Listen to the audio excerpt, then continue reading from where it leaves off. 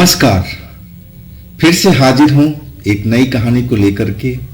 मैं हूं राज, आप देख रहे हैं हाईवे नाइट। दोस्तों, आज की कहानी जो मैं बताने जा रहा हूं आपको, उनका नाम है राम आधार। बिहार के रहने वाले हैं। अभी उनकी उम्र लगभग 60 साल की है। ये घटना जब घटी थी तब इनकी उम्र 23-24 साल की रही होगी। और गांव से अपनी भाभी को लेकर के शहर छोड़ने गए थे, जहां उनका भैया ड्यूटी किया करते थे, नौकरी करते थे उस शहर में। भैया की छुट्टी नहीं मिल पा रही थी। तब उन्होंने बुलाया था कि राम आधार, तुम अपने भाभी को लेके आ जाओ। उस टाइम तो फोन नहीं हुआ करती थी और वही डाक चिट्ठी पत्री वही सब चलती थी। आखिरकार राम आधार जी अपने भाभी को लेकर के शहर चले गए थे भैया के पास में। और उधर वहां पर 2-3 दिन रहने के बाद और उनका जो मन था उब गया, क्योंकि वो गांव के देहात के रहने वाले थे। शहर की ये सब भागम भाग जिंदगी उनको रास नहीं आ रही थी। भैया उनको कह रहे थे कि राम आधार, अभी महीना दिन रुक करके तब गांव जाना, लेकिन वो 2-3 दिन में ही पक गए थे। आप उनको अच्छा नहीं लग रहा था। भाभी भी कह रही थी कि राम आधार रुको, अभी मत जाओ, कुछ दिन यहाँ पर शहर का हवा पानी लो, अब फिर चले जाना, क्या जल्दी है, गांव में सब कुछ तो देखने वाला सब कोई है, पिताजी हैं, माँ है, बहनें हैं, तो ऐसी कोई दिक्कत तो है नहीं। लेकिन राम आधार जी नहीं माने। आखिरकार भैया उनको ट्रेन में बिठा दिए और ट्रेन जो शाम को करीब 4 बजे पहुंचने वाली थी और रात के करीब 11 बजे अब ट्रेन उनके स्टेशन पर उतारी थी। छोटा स्टेशन हुआ करता था उस टाइम में। जब राम आधार जी स्टेशन पर उतरे तो एकदम वहां पर सुनसान हुआ पड़ा था। कोई मुसाफिर नहीं प्लेटफार्म पर, बस सुनापन उस प्लेटफार्म पर फैला हुआ था। ट्रेन तो चली गई, लेकिन अब राम आधार जी फंस गए थे। उनको उम्मीद नहीं थी कि ट्रेन इतनी भी लेट हो जाएगी। अब तो उनको गांव जाने के लिए कोई सवारी भी नहीं मिलेगी। अब क्या करें? अब उनके पास में खाली एक बैग था, राम आधार जी बताते थे, और अपनी माँ अपनी बहनों के लिए शहर से ही भैया ने मिठाई खरीद करके दे दिया था। वो अपने बैग में रखे हुए थे। जब देख लिया कि अब तो कहीं जा नहीं सकते, साधन मिलेगी नहीं, क्योंकि वहां से कम 5-6 किलोमीटर दूर उनका गांव था स्टेशन से। इतनी रात में पैदल चलना, वो भी सुनसान रास्ते पर, सही नहीं था। तो एक तरह से राम आधार जी ने बहुत अच्छा ही किया था कि रात को वो पैदल चलकर गांव नहीं गया, स्टेशन पर ही रुक गए। स्टेशन पूरा खाली था। अब राम आधार जी देखने लगे वेटिंग रूम के आसपास में कि कोई मुसाफिर हो वहां पर अकेले।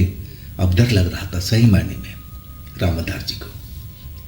आखिरकार देखे कि जमीन पर 1-2 लोग सोए हुए थे और तब जाकर सुकून मिला उनको।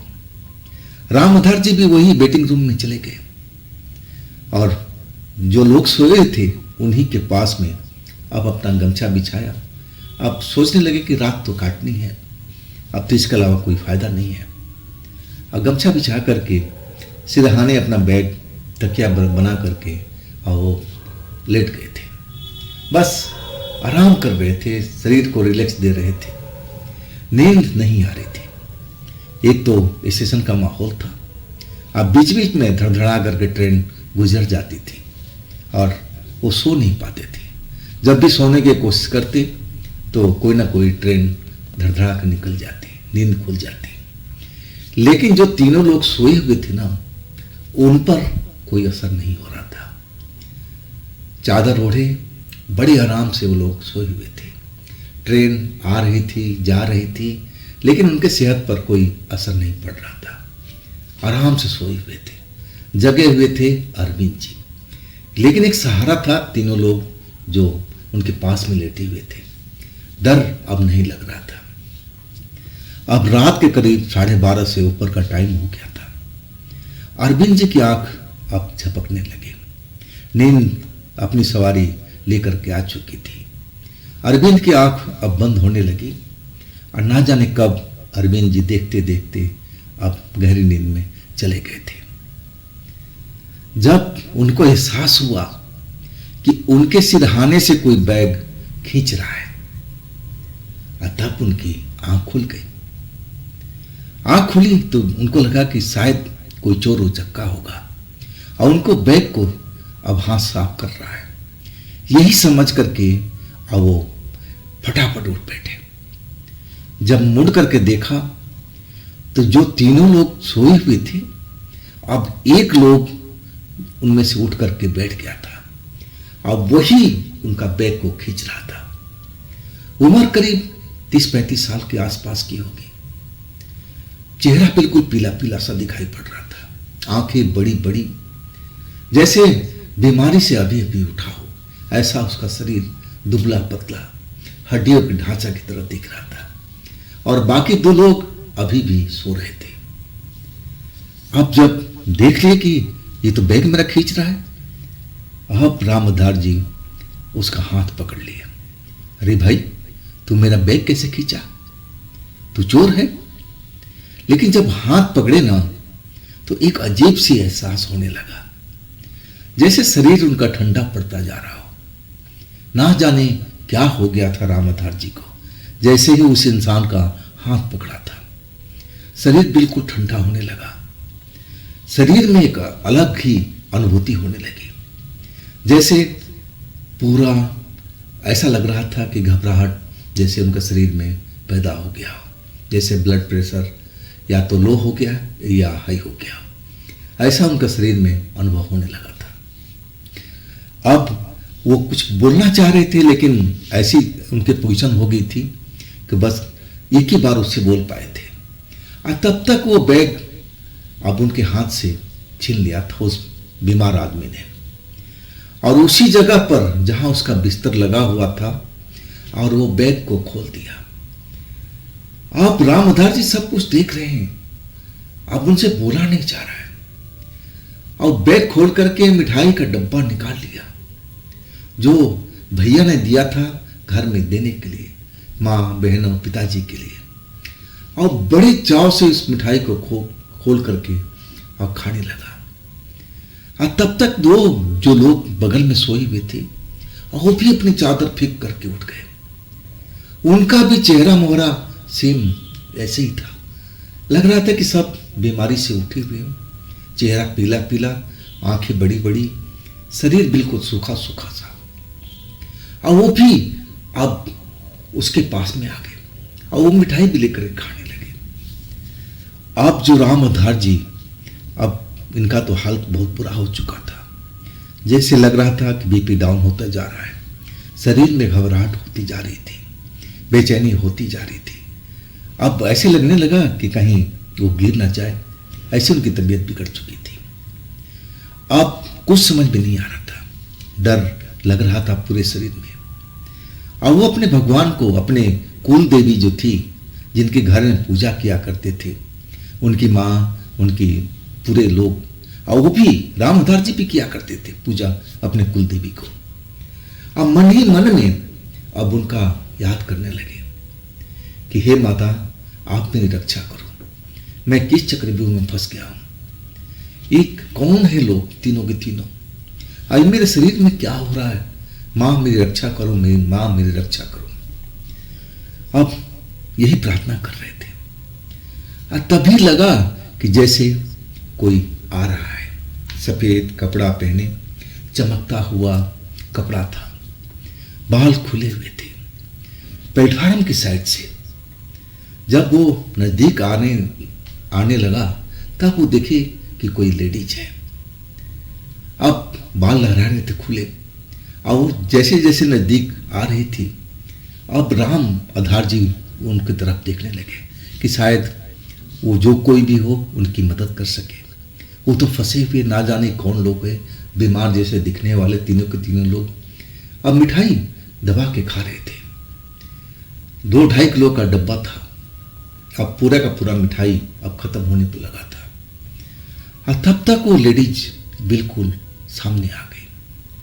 और जैसे ही रामधार जी ने उसके चेहरा की तरफ देखा तो लगा कि जैसे उनकी भाभी हो, सेम शकल और वही चलने का स्टाइल। अब तो भाभी को शहर में छोड़ के आए थे, तो भाभी कहां से आ गई? हैरान थे।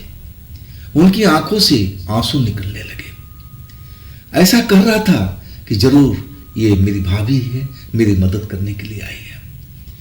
कुछ बोलना चाहते थे, चिल्लाना चाहते थे, बताना चाहते थे अपने भाभी को कि भाभी देखो ये क्या हो रहा है, ये कौन है लोग जो ऐसा मेरे साथ में कर रहे हैं। अब जो भाभी की शक्ल वाली औरत रामधार के पास पहुंच करके रुक गई।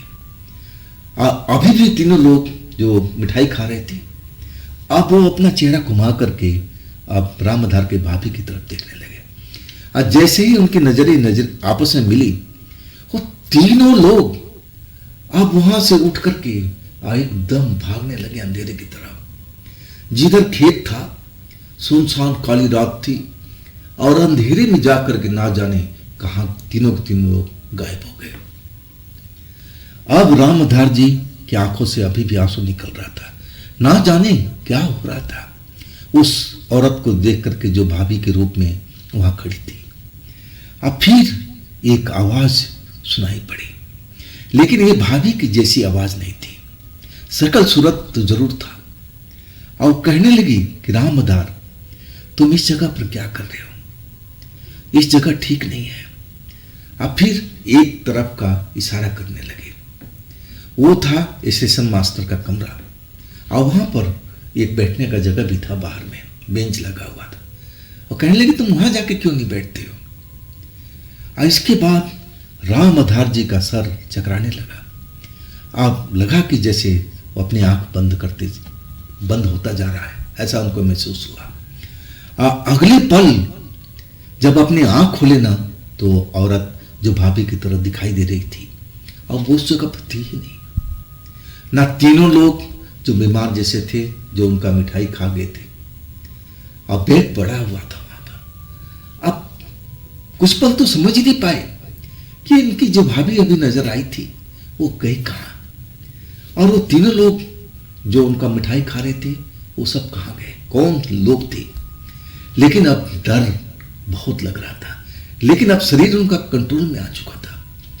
वो जल्दी अपना बैग जो पास में रखा हुआ था, खुला हुआ था, मिठाई तो उन तीनों ने साफ कर दिया था, बैग अपना संभाले और सीधा रेलवे लाइन टॉप कर दिया, क्योंकि स्टेशन मास्टर का कमरा उस तरफ में था और वहां लाइट भी चल रही थी। स्टेशन मास्टर शायद अपना अंदर था, दरवाजा बंद किए हुए था, बाहर बेंच लगी हुई थी। अब फिर जाके उस बेंच पर बैठ गए। अब वाकई में इस जगह पर उनको सुकून मिल रही थी। डर लग रहा था, अब करे तो क्या करे, रात किसी तरह काटना था। अब स्टेशन मास्टर जब गाड़ी आई तो बाहर निकला अपना बत्ती लेकर के और देखा, अब रामधार की तरफ तो बोल पड़ा, अरे नौजवान, अब इतनी रात को तुम इस स्टेशन पर क्या कर रहे हो? यहाँ तो कोई है नहीं, अकेले क्या कर रहे हो? देखो बेटा, बाहर रुकना ठीक नहीं है, तुम अंदर ही आ जाओ। स्टेशन मास्टर ने अपने कमरे में ही रामधार को बिठा दिया और तब जाकर रामधार पूरी तरह से डर से निकले थे। अब फिर वो सारा किस्सा स्टेशन मास्टर को बताया।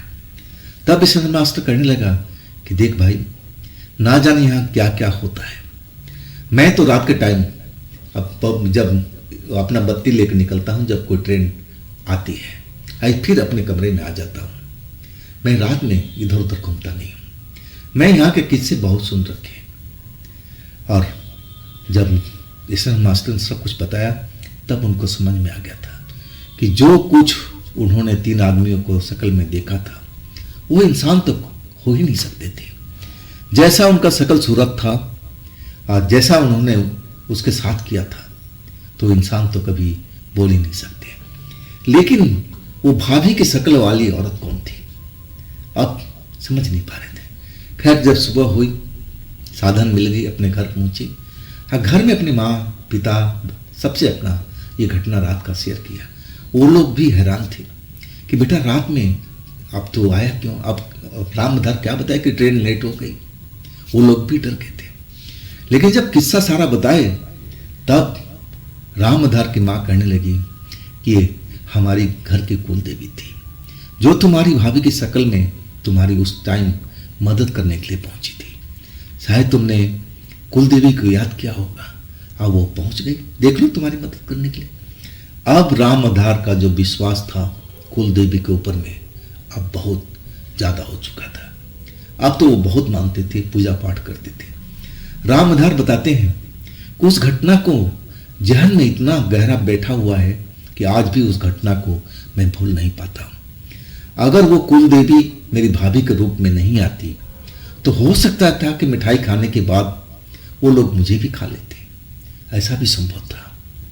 तो दोस्तों, ये थी रामधार जी की अपनी आप बीती। अगर आपके पास भी ऐसी कोई घटना है जो आप मुझे बताना चाहते हैं तो आप मुझे इंस्टाग्राम पर या मेरे व्हाट्सएप नंबर पर आप अपनी घटना को, अपनी कहानी को आप शेयर कर सकते हैं। दोस्तों, ये भी चैनल आप ही का है तो इसको भी आप सब्सक्राइब कीजिए, लाइक कीजिए, शेयर कीजिए। अब फिर हम मिलते हैं अगले रोज एक नई घटना, एक नई कहानी में। आप लोग अपना ख्याल रखिएगा। नमस्कार।